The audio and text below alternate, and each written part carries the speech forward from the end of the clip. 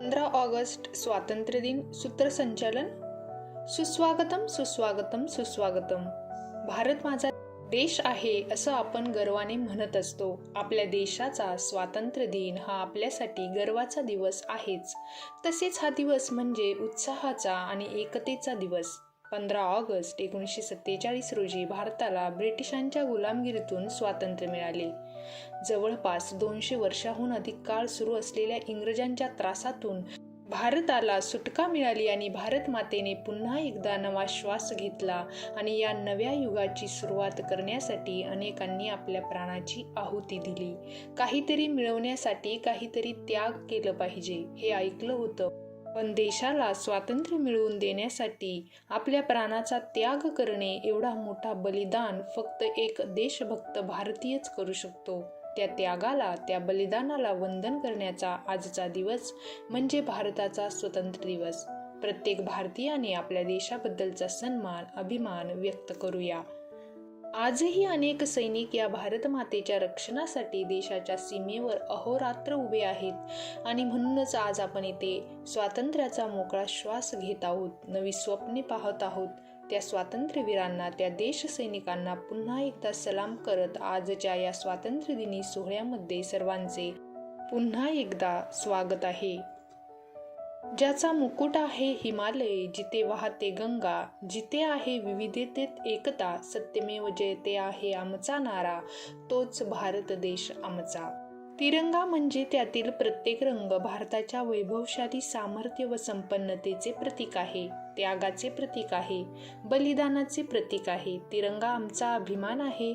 तिरंग्यातील केशरी रंग हा बलिदानाचा प्रतीक आहे, पांढरा रंग सत्य आणि शांततेचा प्रतीक आहे, तर हिरवा रंग श्रद्धा आणि शौर्याचे प्रतीक आहे.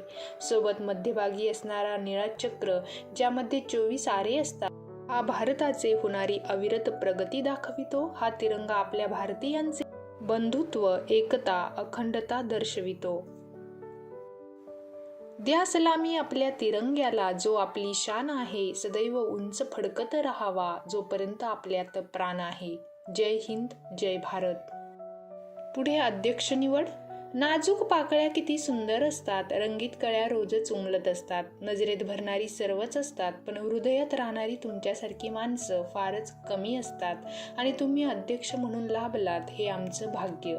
आजच्या स्वातंत्र्य दिनाच्या कार्यक्रमाचे अध्यक्षस्थान माननीय श्री येथे नाव लिहायचं आहे, हे स्वीकारतील अशी मी त्यांना विनंती करते. पुढे आपण इतर प्रमुख पाहुणे परिचय, स्वागत पाहणार आहोत. याचबरोबर आजच्या कार्यक्रमाचे प्रमुख पाहुणे म्हणून लाभलेले आणि आमच्या विनंतीस मान देऊन या स्वातंत्र्य दिन कार्यक्रमास आपल्यासोबत उपस्थित राहिलेले सन्माननीय, येथे सर्व यादी आपण तयार ठेवायची आहे आणि स्वागत व परिचय करायचा आहे. पुढे पाहूया ध्वजपूजन, प्रतिमा पूजन आणि दीप प्रज्वलन. संस्कृती आहे आपली प्रकाशाची, शीतलता आहे त्यात चंद्राची. दीप प्रज्वलन करूनी सुरुवात कार्यक्रमाची, हीच प्रथा आहे भारतीय संस्कृतीची. व्यासपीठावर उपस्थित सर्व मान्यवरांना मी विनंती करते की त्यांनी दीप प्रज्वलन व प्रतिमा पूजन करावे. यानंतर झेंडावंदन व राष्ट्रगीत व झेंडागीतही तुम्ही घेऊ शकता. तुमच्या शाळेतील प्रथेनुसार कार्यक्रम घ्यावा. आपल्याला इथे 15 ऑगस्ट सुंदर सूत्रसंचलन दिले आहे. एक लाईक नक्की करा आणि आपल्या मी मराठी या यूट्यूब चॅनलला सबस्क्राईब करायला विसरू नका. विद्यार्थी व शिक्षकांची भाषणे आपण इथे पाहणार आहोत.